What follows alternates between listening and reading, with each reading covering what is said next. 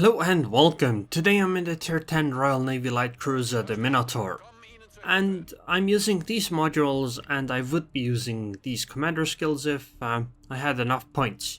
However, this is a match on the PTS, and unfortunately we only have 15-point captains. I would really like it if we had more points on captains, because while on the Minotaur it's kinda alright if we don't have the points on a ship like the Shima, because it actually does make a difference in terms of what build you would really be using on her. So it's a match on the map hotspot. I spawned near the middle and I started heading towards the sea cap because it seemed my team went there. And I found a Hindenburg that is actually also going middle, and she's showing me broadside, which means I can deal significant damage to her. I mean, I've already done 14,000 damage to her, and nobody really has shot me in return. So I'm gonna utilize this spot and fire on this Neptune. I use smokescreen. Unfortunately, we don't quite get the sea cap yet. Now, nothing is spotting the Neptune. I use Hydro in case something torpedoes me, that is mostly the Neptune, but I don't really expect anything from it. Okay, since the Neptune is not visible, I'm switching targets to the Friedrich, because obviously I want to fire at something. The Neptune is visible again, so I'm gonna turn my guns, but she disappeared. So I need to switch back again. I need to lead slightly better. Horizontal lead is actually quite difficult with this ship because, you know, obviously the shells are not the fastest, especially for a tier 10 cruiser. Then again, you have the convenience of smokescreen, so, you know, it's not that bad. Friedrich is finally starting to turn away. Then again, I didn't really do all that much to her. And I think that's actually a survivability expert Friedrich. I guess as expected on PTS. And I'm pretty sure that's actually a survivability expert Amagi as well. Why would you do that? I don't understand. Why would you take survivability expert on a battleship? So I still have a smokescreen up and I don't really want to move because there is really no better position for me to go to. I suppose I could start heading out.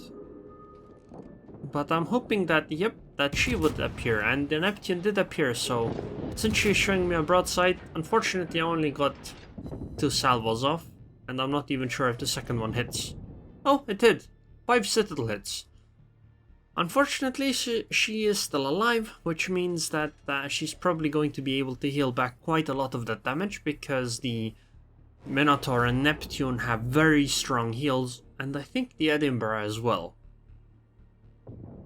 Okay, the Yamagi is coming in, and since I'm behind an island, I hope I can do some shots without being spotted, because again, the ship is very fragile, so I really don't want to be suddenly hit by things. Well, I'm dealing some damage. Hopefully we'll be able to pick off the Neptune soon. Yep. Look, she's healing like for a massive amount of health. But I think that she is not long for this world anymore, because she's showing a broadside. I turn away. I don't want to go closer. I drop the torpedoes just in case I don't actually manage to kill her. Because if she angles towards me, like she is currently, it'll be very difficult to actually deal damage, so those torpedoes might actually come in handy. But she is showing a broadside now, so I think she's gone. Goodbye, Neptune. Excellent.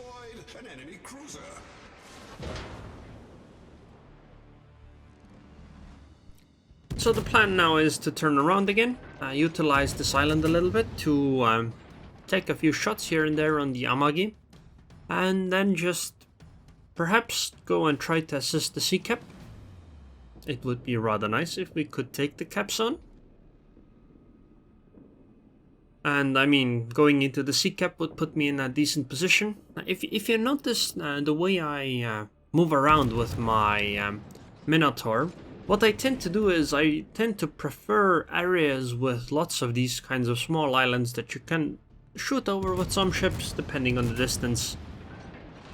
Because it offers me the ability to park my ship near an island in a way where I can smoke, and then if I need to, I can start rushing out of that smoke.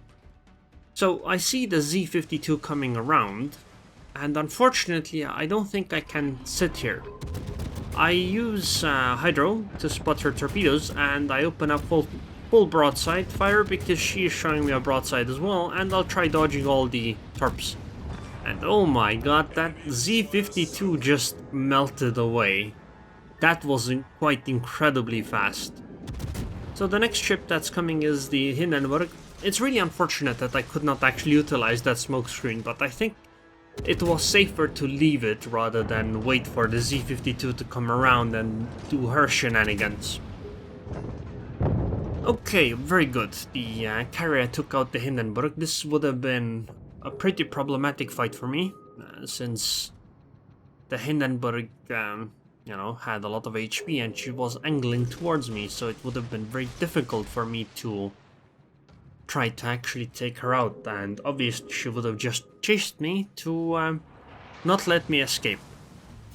But now I got away safely, and I noticed that we still have not got the sea cap yet. And the enemy team actually only has got one cap zone as well, so it's not like they're having a much better time. I'm being spotted by planes, which makes it a bit risky, because there is a Yamato that seems to want to shoot me. So I tried to put more distance between me and the planes, and the Yamato as well. Okay, that salvo is incoming. I'm turning in because I'm hoping it will go over my ship, but unfortunately it did not. That was a massive amount of damage, but look at this heal. I went down to less than 1/4 of my HP, and I heal up to more than half, I think. And that's mostly, citadel damage that I took. The Royal Navy light cruisers are pretty crazy in this aspect. So I want to go into the sea cap to help the Yamato that is on our team in the sea cap. Right now firing is okay because I'll be behind an island, so the Yamato can't fire in return anyway. And I mean, it's free damage. All I need to do is just make sure she doesn't get the shot off once I get out from behind the island. But because there is another island on her side, well, she probably won't get that many shots on me. Because I simply will not appear, at least likely. Although that New Orleans might have ruined the story a little bit. So I hope the Yamato on my team actually stays inside the cap zone and doesn't rush them, because I think we would have a much better chance of winning this fight if the Yamato does not rush them and, have them attack into us. So that's what I tell my teammate, and it seems we'll nicely get the sea cap. Now it would be very nice. Okay, it seems the Friedrich is coming, and it would be very nice if I could torpedo here. But I don't want to risk accidentally torpedoing the Yamato, and the other thing that I have to keep in mind is that, well, first of all, I would like to defend my Yamato from anti-air a little bit, but the main thing I need to keep in mind is that if I slow down and smoke here, I have to remember that the Friedrich has hydro. That's, I think, like 5.7, 5.8 kilometers. So she doesn't have to get all that much closer to actually hydro my smoke, so that is potentially worrying. Okay, well, the good thing though is that the New Orleans at least seems to be sailing away, which means that she won't be coming to radar me. But that Friedrich is getting closer and closer, and unfortunately I don't think I can take out the New Orleans. But the Friedrich is incoming. I guess I'll open fire with my guns, and I suppose when she uses Hydra and spots me, which just happened, I am gonna just full speed ahead out of here. I torpedo here, and I just hope the Yamato doesn't run into them. I mean, I think it's in his best interest as well if these torpedoes are successful. So I just hope for the best. Friedrich is probably gonna get a shot on me right here. Or maybe not. Yep, it seems that the island blocked the shots. That's very nice. And I got 2 torpedo hits, which did significant damage, and hopefully the Yamato will be able to take out the rest. And if she doesn't, maybe I'll just try helping a little bit. Although, it will be a bit troublesome, because the Yamato will probably be between me and the Friedrich. So I might be doing some friendly fire here. I mean, it's not gonna be intentional, but I think finishing the Friedrich off at this moment is gonna be more important than a little bit of damage that the Yamato took. Oh my god. I'm dealing more damage than the Friedrich was. Okay, not really, but I'm sorry, Yamato. But it was important for me to try to finish the Friedrich off before she gets another salvo, and I think it was in his interest too. Okay, so planes incoming again. Select them for targeting to try to take them out so they don't kill my friendly Yamato, and it seems the enemy Yamato is actually pushing now. So I'll just sit here because my smoke is up soon again, and as long as these planes don't ruin things, we should be able to just sit here and wait for the inevitable sea push that this Yamato seems to want to do. Now I'll probably try dropping some torpedoes in the path of the Yamato, just in case. Maybe it'll work out. Of course, the one thing that... Now, I have 10 seconds until my smoke screen, which I'm definitely going to use once she comes. But the worrying part is that there is still a New Orleans around, and I think she is within radar range of me. So that could potentially be an issue. Okay, the Yamato is coming around in a moment, I think. So it might be time to use smoke. And there's the smoke screen, and I'm gonna start slowly moving backwards so that I'm not in the exact position. And I open up fire on the Yamato, 6,000 damage, another 5,000 damage, another 5,000 damage. And I'm pretty sure she just blind shot killed me. That's a really nice salvo, Yamato.